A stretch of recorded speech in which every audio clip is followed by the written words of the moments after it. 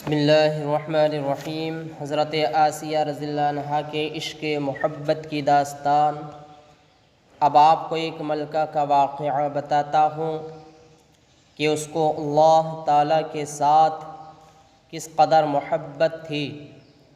اس کا نام حضرت آسیہ تھا، وقت کے بادشاہ فرعون کی بیوی تھی۔ اللہ رب العزت نے ان کو حسن و جمال کا پیکر بنا دیا تھا، پری چہرہ بنا دیا تھا، نازک اندام بنا دیا تھا، اس لیے فرعون ان سے عشق کرتا تھا اور ان کے نخرے اٹھاتا تھا۔ ہر قسم کی سہولت اور آسائش موجود تھی، جو چاہتی کپڑے پہنتی، جیسے چاہتی گھر کو سجاتی، جیسے چاہتی آسائش کا کھانا کھاتی۔ 20 نوکرانیاں ان کی خدمت کے لیے ہر وقت موجود رہتی تھی۔ جب وہ آنکھ اٹھا کر دیکھتی تو نوکرانیاں بھاگ پڑتی، کوئی کام نہیں کرتی تھی، سارا دن شاہی محل میں حکم چلاتی رہتی تھی، غرض ہر لحاظ سے آسودگی کی زندگی گزار رہی تھی۔ اتنے میں پتہ چلا کہ اللہ نے ایک نیک بندے کو اپنا پیغمبر بنا کر بھیجا ہے۔ انہوں نے بندوں کو ایک اللہ کی طرف بلایا، ان کی یہ توحید والی بات ان کے کانوں تک بھی پہنچی اور دل میں اترتی چلی گئی۔ ان کے دل نے گواہی دی کہ باتیں تو حضرت موسیٰ علیہ السلام سچی کرتے ہیں، مگر میرا خاوند فرعون تو خود خدائی کا دعویٰ کرتا ہے۔ کئی دن اسی سوچ بچار میں گزر گئے کہ اب میں کیا کروں۔ دل نے گواہی دی کہ پروردگار تو اللہ ہے، پروردگار تو وہی ہے جو زندگی بھی دیتا ہے اور موت بھی، جبکہ میرا خاوند تو میری منت سماجت میں لگا رہتا ہے اور میری خوشنودی چاہتا ہے۔ بھلا یہ کیسے خدا ہو سکتا ہے؟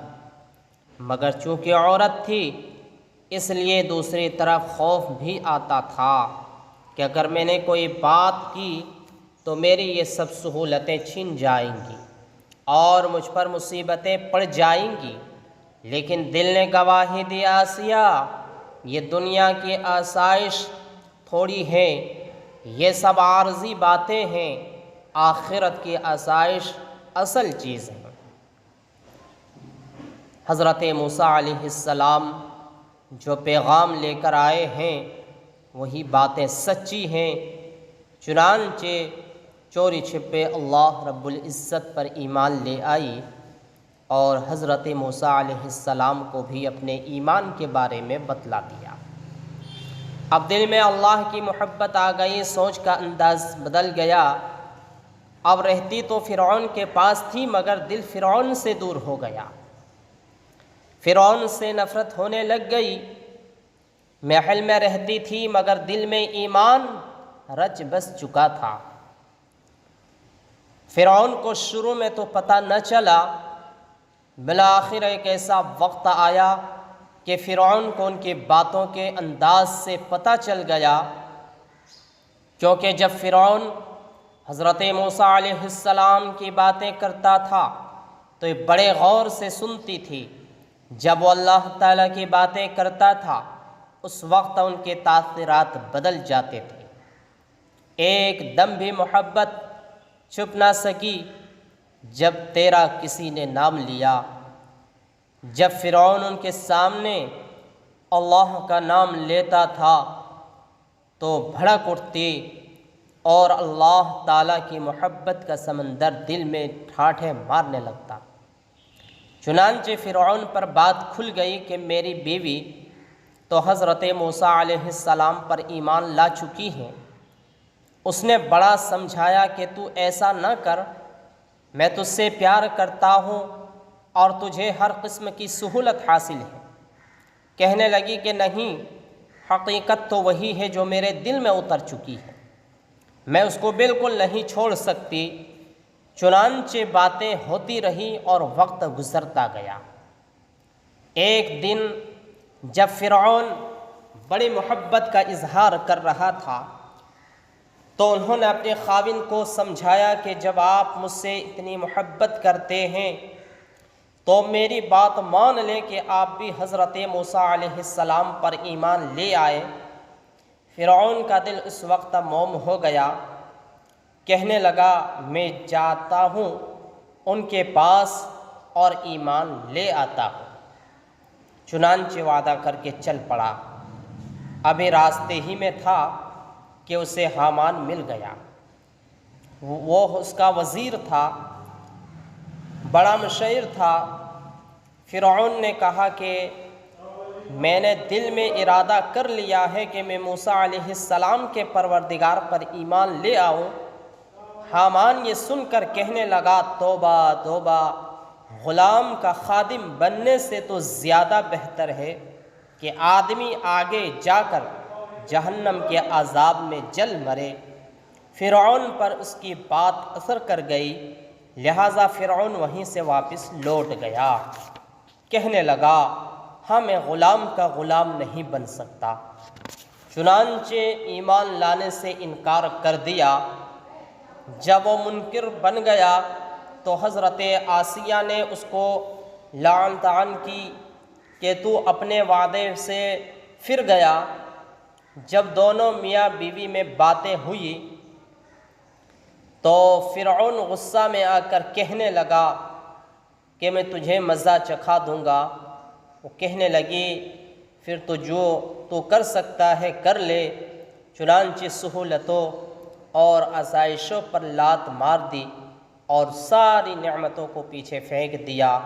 کہنے لگی تو مجھے اپنے محل سے تو نکال سکتا ہے مگر میرے دل سے ایمان نہیں نکال سکتا۔ فرعون نے پہلے تو ڈرایا دھمکایا، بعد میں پھر اس کے لیے بھی ناک کا مسئلہ بن گیا۔ کہنے لگا میں تجھے عذاب دوں گا۔ کہنے لگے تو جو کر سکتا ہے کر لے، میں تیرا عذاب سہنے کے لیے تیار ہوں۔ چنانچہ اس نے لوگوں کو بلوایا، وقت کی ملکہ پری چہرہ اور نازک بدن کو گھسیٹ کر فرش کے اوپر لٹا دیا گیا۔ کہاں گئی وہ نعمتیں، کہاں گئے وہ محلات، کہاں گئے وہ نرم بستر، کہاں گئی وہ ہزاروں باندیاں جو ان کے اشارے کے پیچھے بھاگتی پھرتی تھی۔ آج یہ اکیلی اللہ کی بندی فرش کے اوپر گھسٹتی جا رہی ہے، بال پکڑے ہوئے ہیں، کان سے پکڑ کر گھسیٹی جا رہی ہے، جسم زخموں سے چور ہو چکا تھا مگر پھر بھی اپنی بات پر ڈٹی رہی۔ جب فرعون نے دیکھا کہ چھوٹی موٹی سزا سے یہ نہیں بدلی تو اس نے کہا کہ میں تمہیں زمین پر لٹا کر تمہارے ہاتھ پاؤں میں میخیں ٹھوک دوں گا۔ کہنے لگی تو جو کر سکتا ہے کر لے۔